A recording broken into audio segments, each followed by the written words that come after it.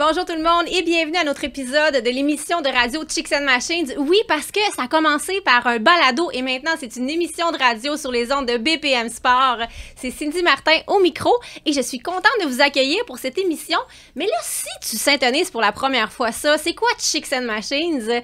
Chicks and Machines, à la base, c'est un magazine web qui met les femmes en avant-plan dans les sports motorisés. Mais messieurs, même si l'information est délivrée par les femmes, vous êtes les bienvenus, vous allez aimer, c'est 1 heure de sport motorisé. Donc, restez avec nous et écoutez-nous. Et cette semaine, je suis encore une fois très bien accompagnée par toujours la belle Annie Martel. Bonjour Cindy Martin, toujours un plaisir d'être à tes côtés. Merci. Amy qui est de retour, qui est une collaboratrice Chicks and Machines. I'm back! Yes! Et Charles-Édouard Carrier qui est notre invité cette semaine. Salut tout le monde, merci de l'invitation. Merci d'être là. Alors, sans plus tarder, on lance cette émission. Le balado Chicks and Machines est présenté par Can-Am sur route, la route au féminin. Sport DRC, Alma. ADM Sport et CF Moto Canada. Ici, c'est les femmes qui donnent l'info. Oh yeah! On a une belle émission aujourd'hui. Amy nous parle d'une option pour voyager qui peut être moins coûteuse quand on est à moto. Annie, toi, tu nous amènes dans l'univers des voyages, guidés ou pas. On va se poser la question aujourd'hui. Les côtés positifs, mais aussi les inconvénients qu'on peut rencontrer dans ce type d'aventure-là. Et on commence avec notre invité, Charles-Édouard. Merci d'être là. Charles-Édouard, t'as un peu tous les chapeaux, hein? Auteur, journaliste, producteur, animateur. Mais je pense que tout ce qui relie ça, c'est vraiment la passion de la moto. Définitivement, oui. Ça a été plein de petites choses ensemble. Ouais. C'est comme un long chemin qui est mené par la moto, effectivement. Mais tu sais, commençons au début du chemin. Ça a commencé comment, cette passion-là? Ça a commencé par une première moto que j'ai achetée assez vieux. J'ai commencé à faire de la moto vieux. Vieux, c'est quel âge, ça, vieux, c'est quoi? C'est fin vingtaine. Comme moi. Tu vois, on a ça en commun. Moi aussi, ça a été ça. C'est vieux, pas de bon sens. Mais ouais, on est non, mais des vieillards. À l'époque. Mais non, mais ça a commencé comme ça. Mais c'est en fait, là où ça a réellement, je pense, commencé dans le sens de prendre plein d'autres chapeaux, c'est quand on a démarré One Land. Oui. Donc, dans le fond... avec Catherine. C'est ça, exact. Je me suis associé avec Catherine. On a parti One Land avec d'autres collaborateurs. Il y avait Charles-Étienne Pascal qui était là avec nous au début et tout. Et l'idée, c'était de créer une plateforme à l'époque donc qui rassemblait un peu la nouvelle génération de motocyclistes. Fait qu'on parlait davantage aux gens dans la vingtaine. Fait qu'on a commencé par le magazine web, beaucoup d'événements, des rencontres, pas mal de parties, des rides et tout. Puis je pense que c'est vraiment là que ça a donné l'occasion de faire plein d'autres side projects après ça. Puis si je peux me permettre, tu sais, dans les débuts de One-Net, les débuts de One-Net, on va faire une phrase complète, ça va bien aller. Pige dans le sac à mots. Tu sais, on avait commencé à se rencontrer dans des événements moto, puis c'était comme un mouvement vraiment le fun que les gens trouvaient rafraîchissant, un nouveau souffle, intéressant. Ça amenait à apporter une nouvelle dimension au monde de la moto où les gens avaient peut-être des préjugés défavorables envers les motocyclistes. Tu sais, là, évidemment, je vais parler pour Harley Davidson, mais les autres marques aussi. Fait que ça amenait, comme tu l'as mentionné, un nouveau souffle, puis on avait besoin de ça. Puis je pense que ça a été comme le mouvement qui a lancé d'autres petits mouvements après à faire rayonner le monde de la moto auprès d'une clientèle un peu plus jeune. Ben, venant de toi, c'est gentil. Merci de le présenter de même. C'est parce que je t'aime. Je l'aurais jamais osé le dire comme ça. Et puis, on a parlé de Catherine David. Tu as fait beaucoup de projets avec elle. Exact. Il y a eu Filles de moto. En fait, c'est ça. Qui ça est né, en fait, de One Land, entre autres. C'est un article que Catherine a écrit qui était sur le Babes Ride Out. Sa première expérience au Babes Ride Out. Elle en a fait un article. Et il y a quelqu'un qui est tombé là-dessus, qui est Laurence Atkins, qui était chez Saint-Laurent Télé. Puis elle dit, c'est donc bien cool, ce projet-là. Puis de voir qu'il y avait, les filles dans le monde de la moto et tout ça. Puis là, on se ramène à peu près 2016, à peu près 2017. Ça fait quand même une couple d'années, tu sais. Puis tout de suite, elle a eu l'idée de... On peut-tu faire quelque chose avec ça à la télé? C'est-tu possible de prendre ce genre d'événement-là, ce genre d'aventure-là que Catherine venait de raconter? Donc, c'est comme ça que c'est né. Ouais, puis on peut-tu mettre ça à la télé? Et là, il y a eu toute l'espèce de réflexion dont on en fait un magazine, un documentaire, des épisodes, un long, peu importe. Et est née la série Filles de moto, saison 1, après ça, saison 2. Mais c'est parti d'un article, donc, qui était l'aventure de Catherine au Babes Ride Out. Même Nathalie Petrovski a été intéressée par Filles de moto. Non, mais c'est vrai, là, honnêtement, là, qui est quand même un peu difficile difficile à charmer, oui, je pense. Oui, quand même. Je me souviens de l'article, je pense que c'était une belle fierté pour vous aussi. Exactement. Oui, effectivement, elle avait fait un bel article sur ça de Catherine et Roxane, justement, qui représentait un peu cette espèce de nouvelle génération-là de femmes motocyclistes. Puis ça a donné lieu à plein d'autres choses par la suite. Mais effectivement, ça a été de la bougie d'allumage, dans le fond, One Man. Puis dans cette aventure-là, là, c'est quoi le plus beau souvenir que tu gardes? Je te dirais que le plus beau souvenir que je garde, c'est tellement facile pour moi de répondre à ça parce que c'était un événement, c'était un meet qu'on avait organisé en fait. En fait, c'est pas vrai, c'est les gars de la RON à Québec qui avaient organisé un meet. C'était l'idée en fait, tu sais, c'est des chums, on s'était dit, ben, on va partir une gang de Montréal, puis on va se rejoindre à la brasserie à Shawinigan.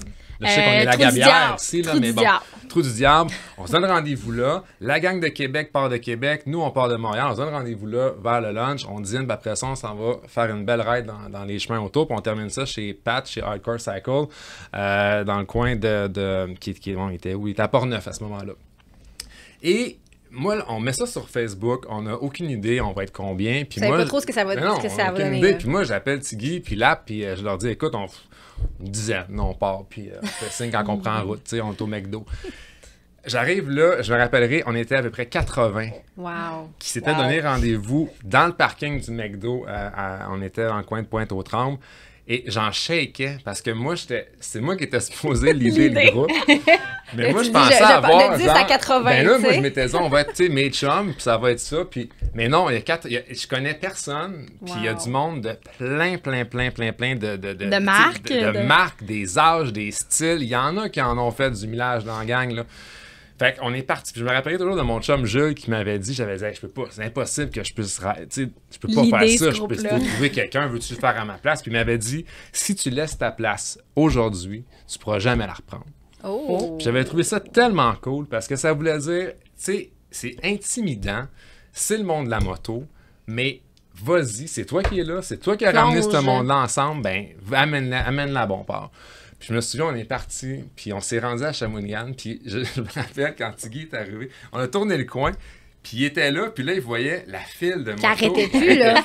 Mais là, lui, le problème, c'est qu'il se disait, moi, il faut que j'amène, parce que là, lui, il prenait le relais. Il dit, moi, il faut que j'amène tout ce monde-là, puis il restait à Port-Neuf. C'est ça. On était à peu près 120 motos. Avec les passagers, les passagères. Non, ça n'avait pas de bon sens, mais on n'avait rien organisé, là. Fait qu'on Même traversait... quand on essaie d'organiser des grosses affaires des fois, ça marche même pas. Aucun bon sens. On traversait des petits villages, je veux dire, le monde ne comprenait rien, puis même nous, on ne comprenait pas, puis on s'est fait arrêter par un policier de la SQ à un moment donné.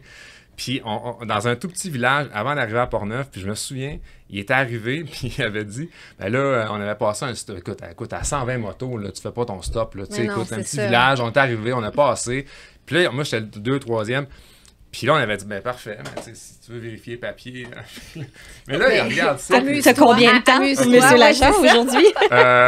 Regarde, sortez du village au plus colis. Mais c'était... Et ne revenez surtout pas. C'était une journée. Ça, c'est mon plus beau souvenir. Pour vrai, One Land, pour moi, ça a été ça. On était une gang incroyable. On est arrivé chez Hardcore, chez Pat.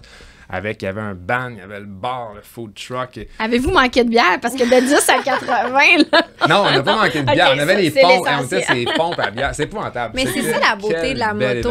Oui, c'est ça. Tu sais, c'est les rassemblements, les parties après ride, les rides, tout le monde ensemble. Ça crée tellement des moments que ça soit quand t'es 4 ou 120, je pense que les souvenirs se gravent. Puis peu importe, comme tu le mentionnais, il y avait des gens de vraiment tous les styles. Ouais. Oui. Fait que c'est là que tu apprends à découvrir les gens, puis des gens que tu aurais croisés dans la rue, mais que tu n'aurais jamais jasé avec ces gens-là. Mais là, parce que vous avez un point commun, Ouais, ça c'est-à-dire la rapproche, passion de rouler, de faire de la moto, ben ça ouvre les horizons, ça ouvre les frontières à la discussion.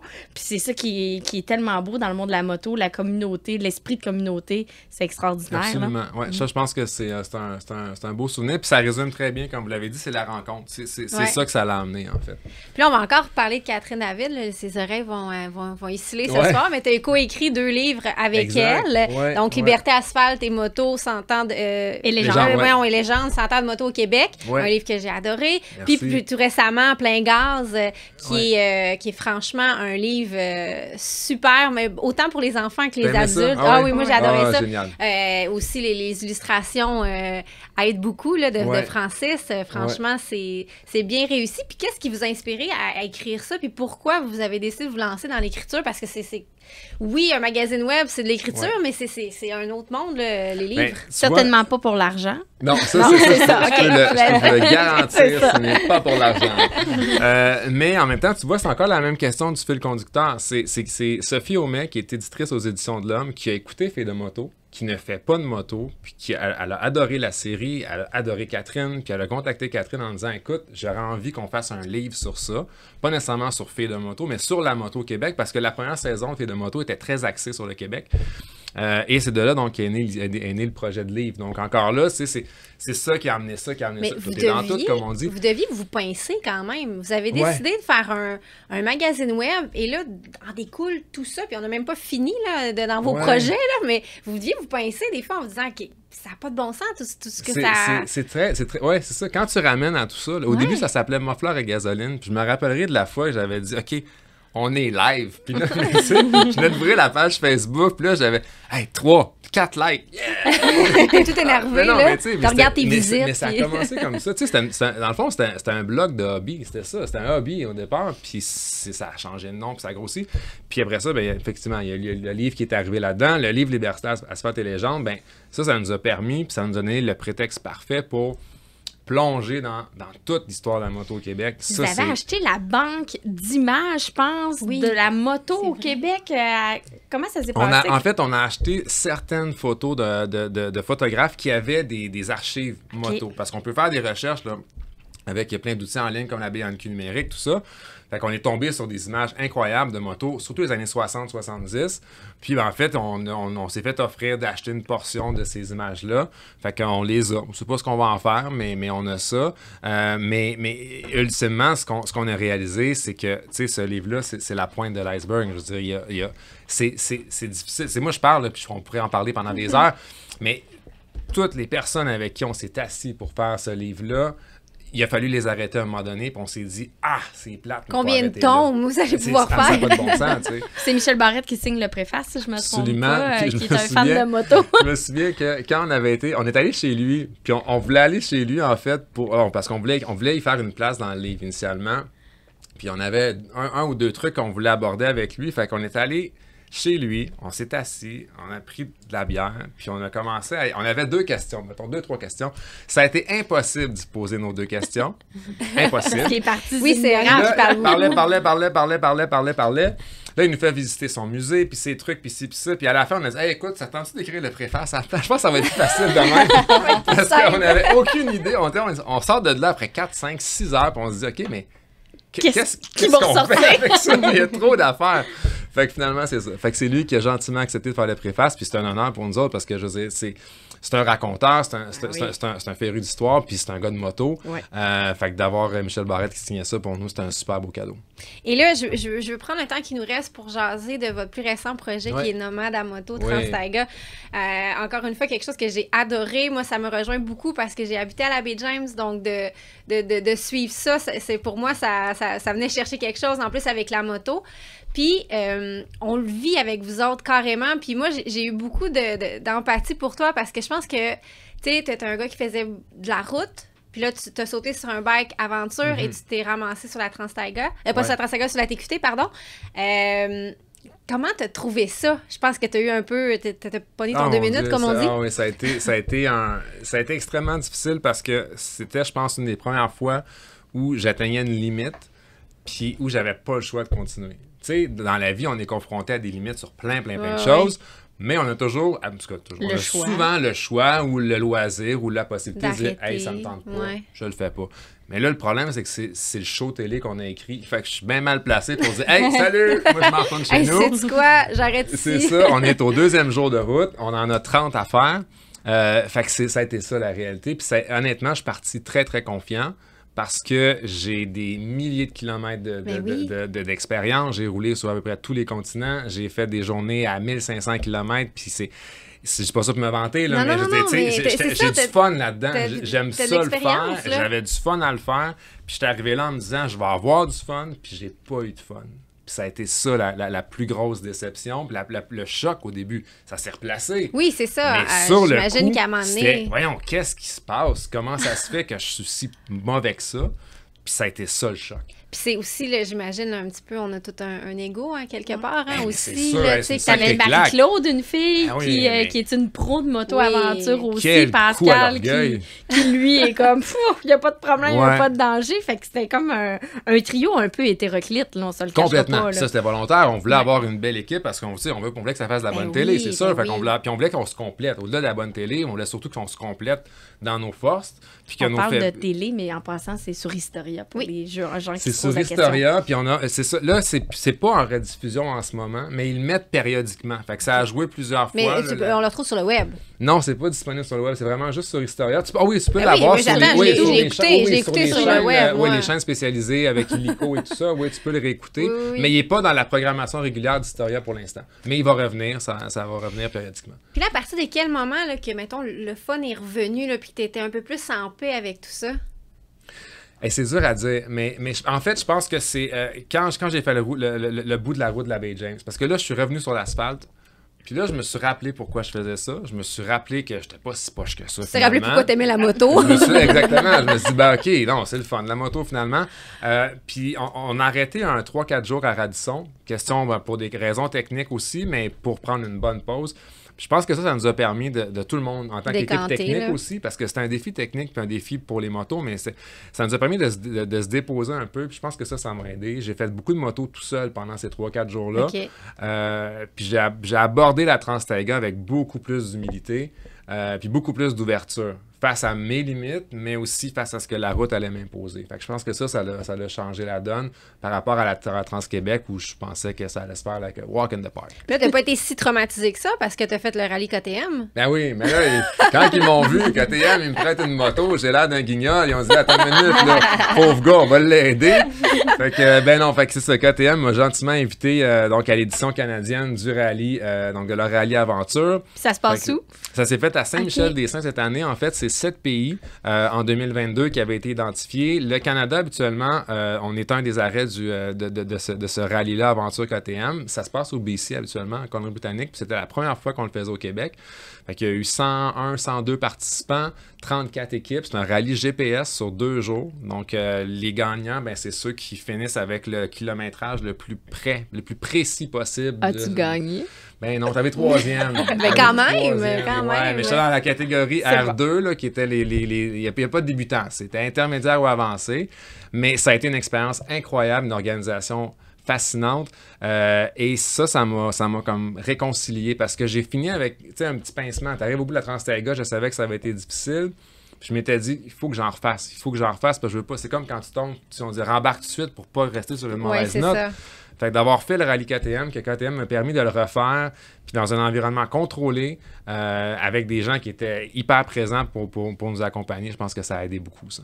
Puis, je veux, avant qu'on termine l'interview, je veux te féliciter, toi et toute l'équipe, là, vous avez 2 nominations aux Gémeaux, ce qui est extraordinaire pour ce projet-là. J'espère qu'il va avoir une suite. On l'espère tous. Meilleure réalisation, meilleure série documentaire. On était très, très, très contents quand on a vu ça. Bravo à toute l'équipe, parce que ça a été un immense travail d'équipe.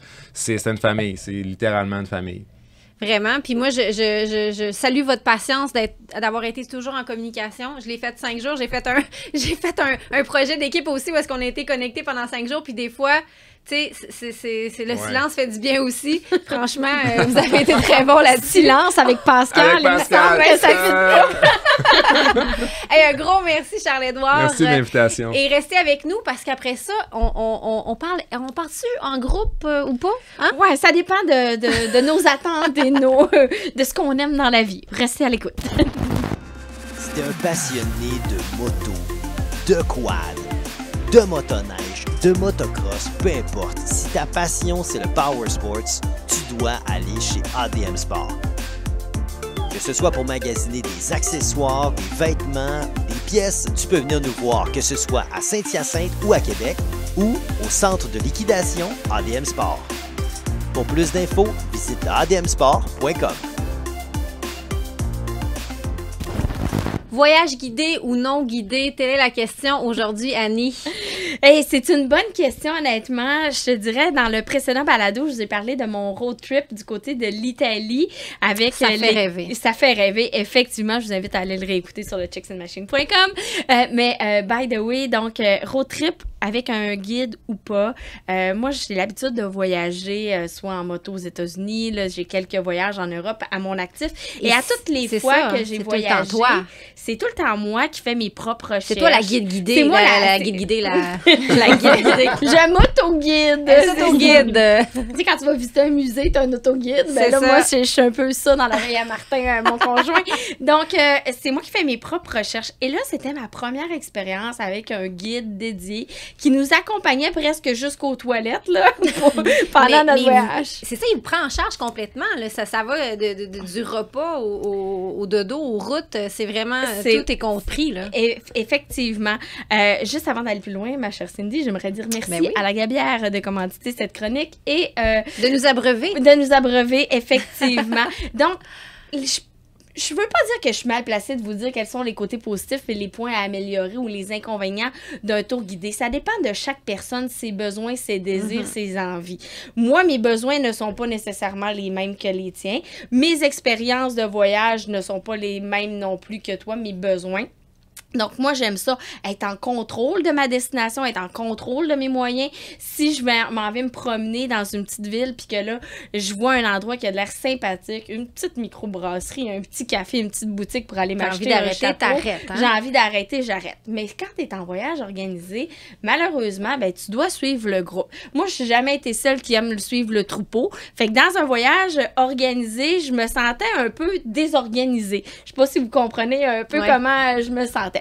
Mais il y a plein d'avantages que je me suis rendu compte pendant cette fameuse aventure-là en Italie. Il faut dire qu'on était quand même très bien guidés là, avec Massimiliano de Mega Ride, Mega Voyage, qui lui a des centaines de voyages derrière la cravate, qui est vraiment un guide extraordinaire, mais c'est là qu'on voit si ça peut répondre à nos besoins et nos désirs.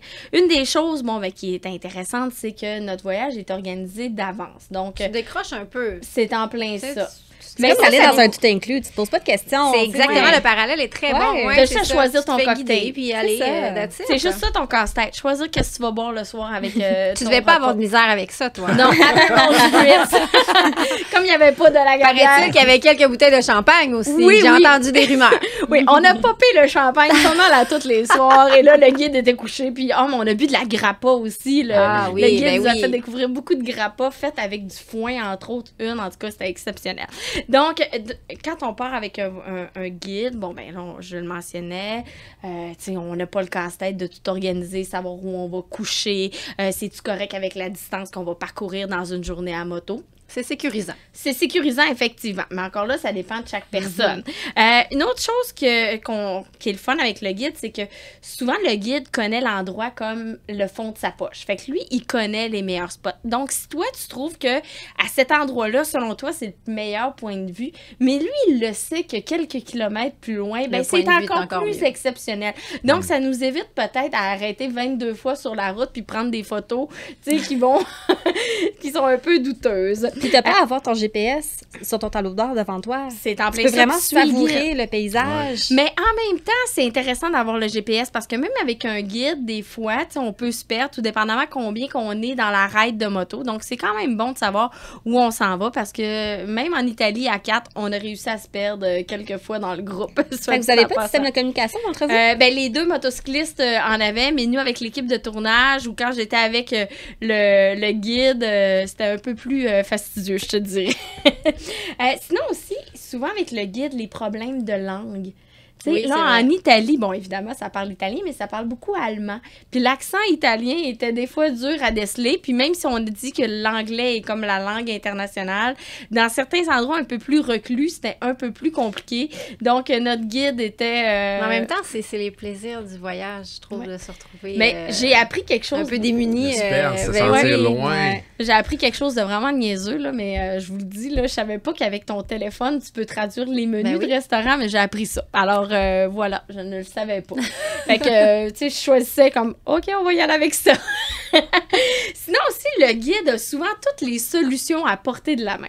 Petite anecdote, comme je le mentionnais, en Italie, donc moi j'accompagnais l'équipe de tournage, j'ai eu la chance de faire de la moto, mais j'ai eu aussi le bonheur et le débonheur de conduire l'auto.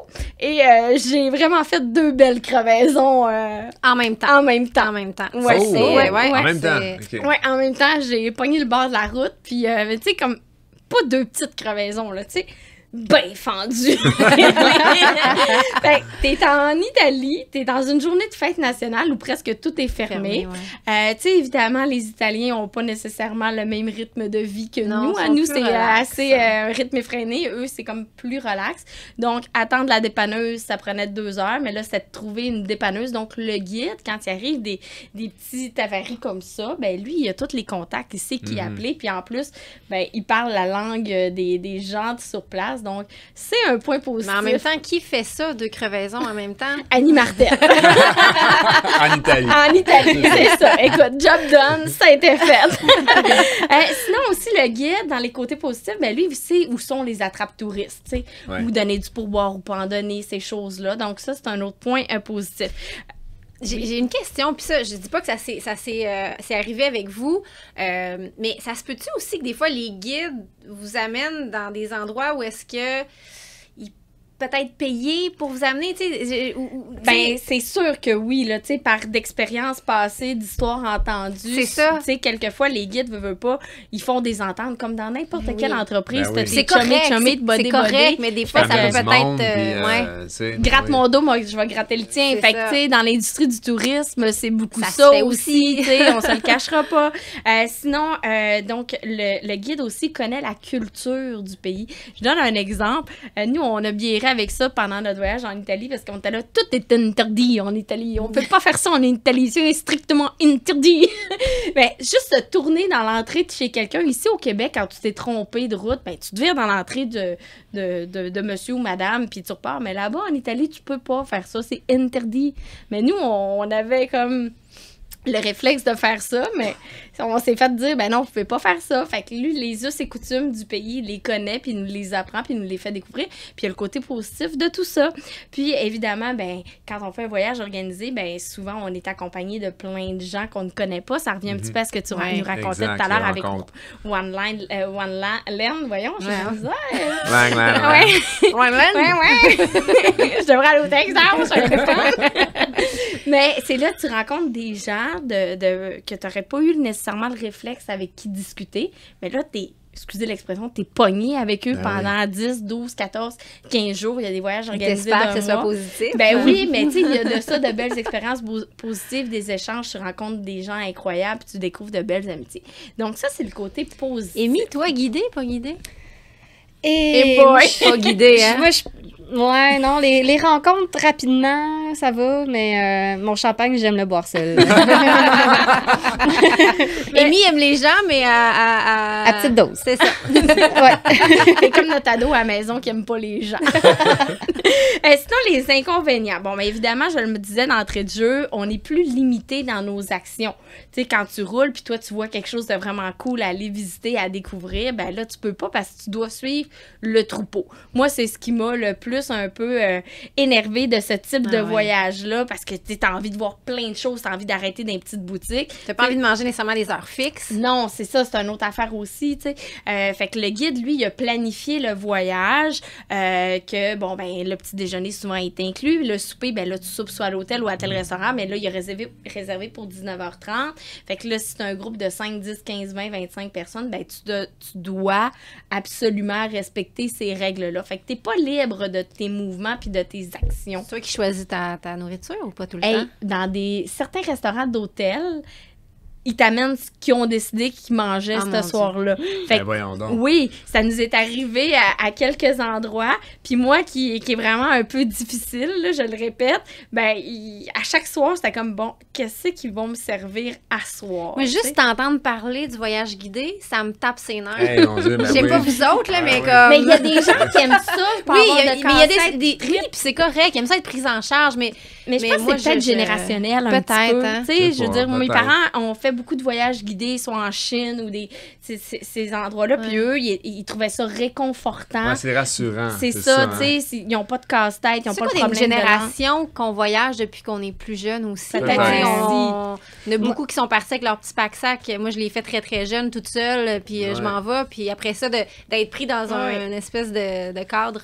Ben oui, puis parmi les... Excuse-moi. Mais parmi les meilleurs souvenirs que moi, je garde de mes voyages de moto avec mon conjoint, c'est les fois qu'on s'est perdu. Ben, ça devient une anecdote. Tellement. Tu trouves la solution, puis ça te solidifie comme couple, puis t'en ris plus tard, tu pleures sur le coup, mais t'en ris plus tard. Parce que, tu sais, tous les avantages que tu as énumérés là, puis je sais que tu vas continuer dans les désavantages, mais j'ai l'impression pour moi que c'est tous des freins aux anecdotes. Je sais. À chacune des étages, je me dis, ouais, mais pourtant, c'est cool, ça.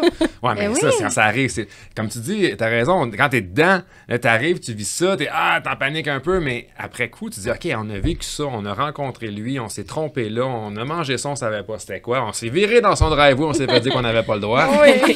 On a fini en prison. Mais ça peut arriver.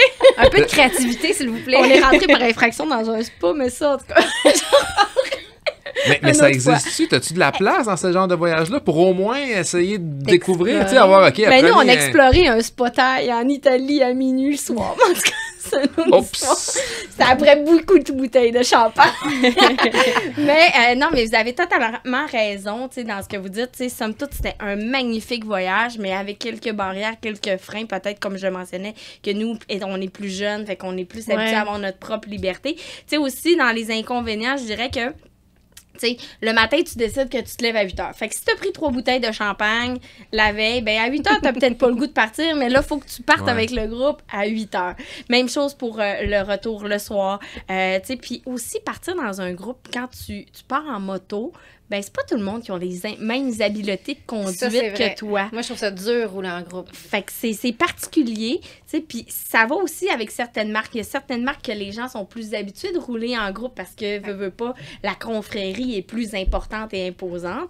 Fait que là, c'est un peu déstabilisant, mais somme toute, là, pour notre voyage, nous, ça s'est super bien passé. Même la sécurité, des fois, même en groupe, des fois, là, tu te retrouves avec des gens qui roulent pas à ta façon, qui roulent élastique, qui roulent trop. Hey, c'est quelque chose. Moi, je trouve ça stressant dans ce temps-là. Moi aussi, je trouve ça stressant. J'ai quelques amis avec qui on sait que ça roule bien, mais quand on rentre du nouveau monde, des fois, là, on est déstabilisé. Là. Ah non, t'as totalement raison. Puis, tu sais, là, évidemment, ce voyage-là, nous, on l'a fait avec Méga Ride, Méga Voyage. Vraiment, c'était super agréable. Mais il y a plein d'autres compagnies. Mais entre autres, Méga Ride, Méga Voyage, eux, là, on a découvert l'Italie avec eux. Mais, tu sais, leur force, c'est vraiment l'Europe. Tu sais, tu peux aller au pays de Sicile. J'aurais bien aimé ça, faire ça. Sinon, la Méditerranée, la Roumanie, la Dracula Road, paraît que c'est vraiment exceptionnel. Ça, j'aimerais beaucoup ça, faire ça un jour dans ma vie, la Provence et j'en passe. Fait que il y a beaucoup d'autres compagnies aussi. Là. Oui, c'est ça.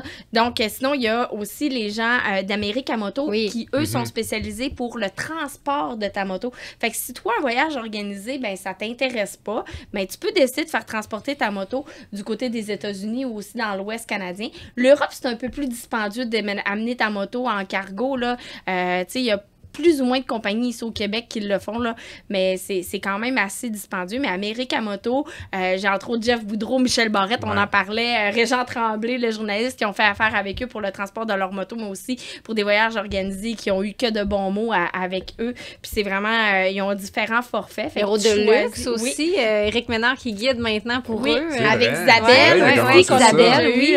Fait qu'eux aussi, leur spécialité, c'est ils ont aussi l'Afrique du Sud.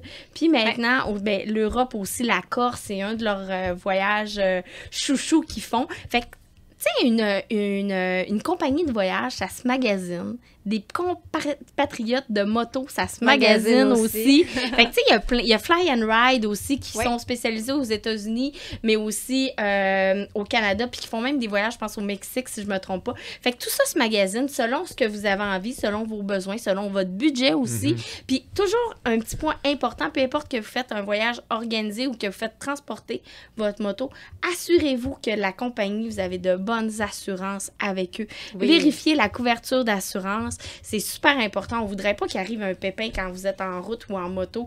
C'est hyper important de vérifier. Puis les agences devraient être agréées aussi. Oui. Fait que ça se magasine, ça se surveille, ça se cherche sur les internets. Mais c'est super important de vérifier ça. Puis, je suis sûre que tu vas aider beaucoup de gens à faire leur choix et à faire leur prochain voyage. Un énorme merci. Ça me fait plaisir et merci à la Gabière encore une fois. Bon voyage. Et on continue un peu dans le voyage avec des options d'hébergement à moindre coût. Pour avoir voyagé backpack, je connaissais le couch surfing, mais je ne connaissais pas le bunk biker. Je vous parle de ça aujourd'hui. Alors, aujourd'hui, je suis en présence de grands voyageurs moto, comme on a établi.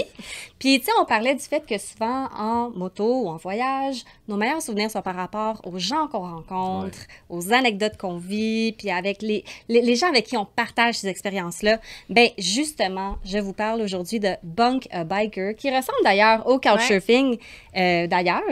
C'est ça. Alors, moi, j'ai découvert Bunk a Biker cet été et je me demandais, est-ce que vous connaissez ça, vous autres? Pas du tout. Jamais entendu. OK, bon. Tu nous apprends des choses, cool. nous qui sommes quand même pas pire dans on est pas pire, Alors, cet été, j'ai fait la Cabot Trail en moto, qui était vraiment sur ma bucket list. Jamais entendu parler de ça non plus. Ah ben là, ça par contre. Ah ben là, fais les devoirs. D'ailleurs, tu nous promets de revenir pour nous parler de ça. Promis, à 100%. Puis je vais prendre la chronique au complet. J'en ai pour 4 heures. J'ai tellement de choses à vous raconter, c'est malade. Alors, je voulais faire la Cabot Trail, mais j'avais un très petit budget. Parce qu'il faut savoir qu'Amy met tout son argent dans ses tatouages. Oui. J'aime ça être pauvre. Alors, j'ai une amie que j'ai rencontrée par l'entremise de mon groupe moto qui s'appelle Lilitas. Vous connaissez sans doute ça. On a d'ailleurs eu Isabelle. C'est justement elle qui m'en a parlé. Voilà. Alors, elle a dit, Émilie, va checker Bunk a Biker. Alors, la traduction en français, ça veut dire héberger un motocycliste. Et le concept, c'est vraiment une communauté de gens à travers le monde entier qui ouvrent leurs portes pour héberger des motocyclistes chez eux. Alors, c'est, comme tu disais, comme le couchsurfing, mais c'est vraiment pour l'entraide entre motocyclistes. Est-ce que les gens restent là pendant que tu empruntes soit la chambre d'amis ou leur divan, ou c'est vraiment, tu peux prendre la maison au complet puis tu la laisses, ou c'est les deux? Ben, c'est vraiment les deux. Alors, je vais vous expliquer un petit peu le concept, mais les gens peuvent établir leurs propres règles selon ce qu'ils ont à offrir puis leurs préférences. Alors, c'est ça, c'est vraiment à travers le monde. C'est un groupe Facebook. Tu te rends sur le groupe Facebook, tu cliques sur un petit lien, puis là, ce qui apparaît, c'est une carte de la Terre entière, vraiment, avec des petits picots partout. Et là, chaque petit picot... possibilités. Plein de petits... Ah oui! Puis, tu sais, c'est sûr qu'il y en a plus aux États-Unis et en Europe, mais j'en ai vu en Indonésie, dans des petites îles, là, dans des océans perdus. Ah oui. Afrique, Australie, il y en a à travers le monde. Alors, ces petits picots-là représentent des gens qui sont prêts à accueillir des bikers chez eux. Alors là, selon l'itinéraire qu'on fait, oui, c'est super cool. Selon l'itinéraire qu'on fait, ben, on peut zoomer, aller cliquer sur le petit picot qui nous intéresse selon l'itinéraire, la destination. Et puis là, c'est là, justement, Annie, qu'on va découvrir c'est quoi what's the deal? Qu'est-ce qui se passe à cet endroit-là? Alors là, les gens peuvent dire, ben, moi, j'ai une chambre d'amis. Ou moi, j'ai pas de place chez nous, mais j'ai un grand terrain, il faut apporter votre tente, puis il y a une douche dans le garage. Servez-vous. J'ai un garage pour mettre ta moto aussi. Exactement. Ce genre d'affaires-là, c'est sûr. Oui, exactement. Puis aussi établir leurs règles. Alors, chez moi, pas d'alcool, pas de drogue. Ou chez moi, tu peux apporter ton chien. Ou tu sais, des trucs comme ça. Alors, tu peux vraiment savoir dans quoi tu t'embarques. Y a-t-il des endroits que c'est marqué genre drogue permis? C'est ça. Ben ici, drogue et alcool, c'est oui. la recherche. Cocher ici, drogue. C'est la recherche. Est-ce qu'on peut filtrer? Drogue. Bon, je pensais surtout au cannabis. C'est ça qu'on voulait dire aussi. Fait que c'est ça. Puis aussi, les gens en profitent pour faire une petite description de la personnalité. T'sais, alors, nous autres, on est un couple de voyageurs, puis on aime bien, je sais pas moi, raconter nos histoires autour d'un feu le soir. T'sais. Fait que là, tu peux aller trouver des gens qui matchent avec ta personnalité. Puis bien sûr, ben là, ils ont leur coordonnées. Est-ce qu'il y avait des gens qui aimaient pas les gens aussi, ou... Oui, ça arrivait. Ça, je pense qu'il y avait beaucoup sur ça.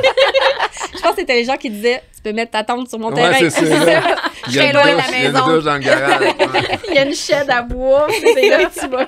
Il y en a-tu qui parlent de leurs compétences mécaniques? Tu sais, des fois, si t'as un problème, qui peuvent te donner un coup de main en même temps? Oui, absolument. Oui, c'est une excellente question. Puis il y en a souvent qui vont dire moi, j'ai l'équipement complet chez nous. Fait que peu importe ce que ton problème. Parce que des fois, tu vas ajuster quelque chose, t'as un pépin. C'est complètement génial. Ah, c'est merveilleux. Puis la seule règle, c'est qu'il faut que ça soit gratuit. n'as rien le droit de charger. OK. Alors, c'est merveilleux, c'est 100% gratuit.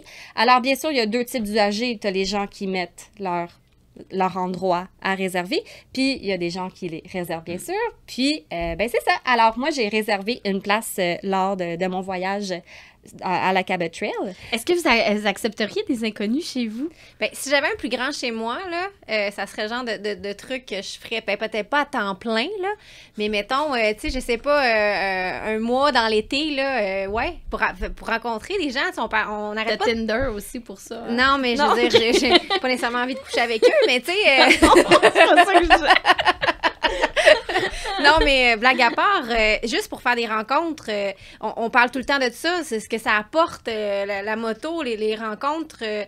Ça doit être extraordinaire. Des gens qui ont fait des milliers de kilomètres qui arrivent chez toi, puis justement, tu t'installes autour du feu, tu prends un verre avec eux, puis tu écoutes des histoires, puis ça doit être fascinant. Oui, puis à l'inverse, c'est des gens souvent qui ont fait des gros voyages en moto. ça. Alors, eux autres aussi Ben oui, ont des il y a un anecdotes à côté partager. un peu bohème, je pense. Oui. Si quand tu voyages en hôtel, c'est une catégorie. Tu voyages en camping, c'est un style. Là, je pense que tu dois rencontrer justement cette espèce d'esprit-là un peu bohème, là, qui a envie de jaser, puis de raconter, puis de partager un peu. J'ai fait love, beaucoup de là. couchsurfing, moi. J'ai jamais hacké des gens, mais j'ai fait beaucoup de couchsurfing quand je voyageais. T'es Parce que game. Honnêtement, moi, non. Toi, tu le ferais pas, Non, Annie? je le ferais pas. Ah non? Je suis pas poule de luxe, mais quand même. ben moi, c'était ouvert jeunesse ou couchsurfing, Ok, alors non. j'ai l'habitude. Mais tu sais, tu le disais, tu sais, faire ce genre d'activité-là, puis je le dis souvent dans mes chroniques voyage, c'est quand tu rencontres les gens, c'est souvent les meilleurs guides qui vont te donner les meilleurs endroits à visiter en moto parce que eux-mêmes sont des motocyclistes. Fait que l'échange avec ces gens-là doit être vraiment exceptionnel. Ah oui, c'est vraiment, vraiment merveilleux.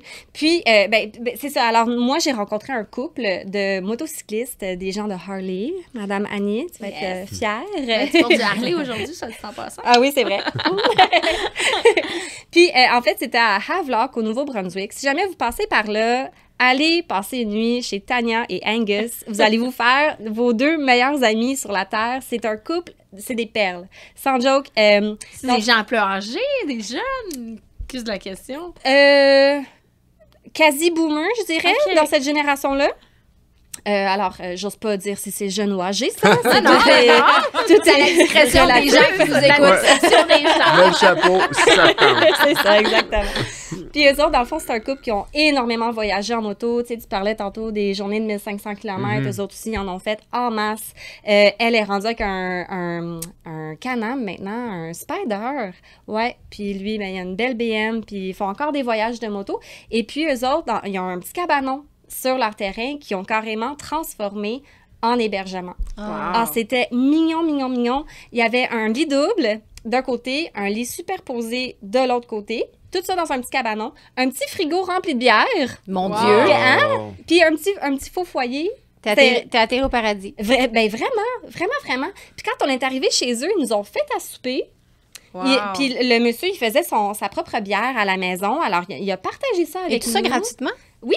C'est fascinant. On a Quand écouté du même, métal, là. finalement. Quand On avait même. les mêmes goûts musicaux. Il écoutait du Corpiclani, genre, qui est un folk metal que pas grand monde connaisse dans le monde de pas métal. Tu sais, à l'hôtel, tu vis pas ça. Non, c'est ça. Faut que t'ailles au bar. Faut que tu sortes. Puis encore là. Puis encore là, c'est C'est ça, ça. exact. Puis Ouais. tu seras pas Est-ce moto. que tu as laissé du pourboire? Tu sais, quand même, tu sais, des fois, tu vas C'est dans des quelque endroits pour chose. remercier les gens. Est-ce que ça fait partie de cette culture-là, cette-là aussi? Ben, nous autres, on a laissé une bouteille de vin. OK. Et puis, on leur a fait promettre que s'ils viennent dans notre coin, ben il faut qu'ils viennent dormir Ouais. chez nous. Ben, C'est absolument. non négociable. Puis pour vrai, c'est rendu des amis. On Wow. s'écrit, on s'envoie des photos. Même si on n'est quand même pas du même âge, on a découvert qu'on a plein de choses en commun. On a eu du fun avec eux autres. Puis des fois, on se disait, hey, on se réveille tôt demain, il faudrait qu'on aille se coucher. Puis on n'était pas capable. On avait juste trop de plaisir avec eux autres. C'était vraiment, vraiment une belle, belle, belle expérience. J'adore ça. Peux-tu rester plusieurs nuits? Mettons, tu sais, des fois, en voyage, tu dis, OK, on va faire un camp de base ici, puis on va faire des boucles autour de... Y a-tu des gens qui spécifient que c'est une nuit seulement, après ça, poursuis ta route, ou... Non, il y en a que tu peux faire ça. Ok. Définitivement, tu peux planter ta tente ou garder ton stock là. Nous autres, d'ailleurs, ils nous ont donné effectivement une place dans leur garage. Ils ont dit, si vous voulez laisser votre moto être à pied 1, 2, 3 jours, Wow. aucun problème. Wow. Ouais. C'est vraiment une super belle expérience. Découverte, honnêtement. Je connaissais Ouais. pas du tout ça. C'est intéressant au bout. Ouais. Mais moi, tu sais, j'ai de la misère un peu avec ça. Honnêtement, là, moi, je suis peut-être un peu trop sauvage, là, mais vous donneriez-vous le droit de revirer de bord, mettons? Tu sais, mettons là, que tu as trouvé ton petit point ça a l'air beau, ça... puis t'arrives là puis ça n'a pas de bon sens. Seriez-vous game de dire « Hey, excuse-moi, mais je dormirais pas ici. » Moi, c'est ça ma peur, en fait, de ce genre de couchsurfing. C'était ça, moi. Je voulais pas le faire parce que je me disais, si j'arrive là et ça n'a pas de bon sens, je serais pas capable de dire... Tu sais, il y avait comme un petit blocage. Je sais pas. J'ai jamais pas eu de mauvaise expérience. J'ai déjà retourné de bord dans des auberges jeunesse qui étaient bien pires que Crade. Oui. Puis Crade de chez Crade, c'est comme non, je peux pas dormir là. Mais en couchsurfing, ça m'est jamais arrivé. Okay. J'ai toujours rencontré des gens, le fun, amical. Tu sais, c'est ça, moi, je suis une fille qui voyageait seule, donc j'allais chez les femmes. Tu sais, parce que justement, j'avais un peu cette crainte-là. Tu sais, je veux pas arriver chez un creep, là. Non, mais c'est vrai, là, c'est des choses qu'on pense. Weird, surtout quand on voyage tout seul en tant que femme, c'est des trucs qu'on a toujours en arrière de la tête. On pense toujours à notre sécurité. Mais non, moi, ça m'est jamais arrivé, en tout cas. Mais oui, je me donnerais le droit de retourner, absolument. Ouais, si je tombais sur quelque chose qui avait pas de bon sens, oui. Mais tu sais, de nos jours, là, t'as les photos, certainement que les gens doivent montrer des photos, tu magasines visuellement un petit peu l'endroit. Tu l'avais-tu vu, le cabanon, avant d'arriver? Non, même pas. Ben, de ce que je sache, il y a pas des photos. Tu sais, comme Airbnb, il y a des notes. Oui, alors, oui, tu peux coter les gens. OK. Alors, oui. Couchsurfing aussi, il y avait des notes. Mais c'est quand même moins officiel que Couchsurfing. OK. Mais ça se fait sur Facebook, déjà, c'est ça. Il n'y a pas de site web. Exactement. Puis, il y a des gens aussi qui écrivaient, ben moi, avant que tu viennes dormir chez moi, on va prendre un café avant. Alors, alors vous vous rencontrez dans un endroit neutre, on voit la vibe, puis si tout le monde est à l'aise. Alors, ça, c'est on va y aller avec la référence d'Annie tantôt, c'est le Tinder de la moto. On va prendre un café dans un endroit public, puis après ça, on verra. C'est ça, exact. Oh boy! Est-ce qu'il y en a ici au Québec? T'as-tu regardé? Oui. Fait qu'il y a des gens qui embarquent là-dedans ici? Oui, absolument. Surtout autour des métropoles, bien sûr. Là, Montréal, Québec, on en a vu peut-être une dizaine à chaque endroit. Nouveau-Brunswick, il y en avait un petit peu moins.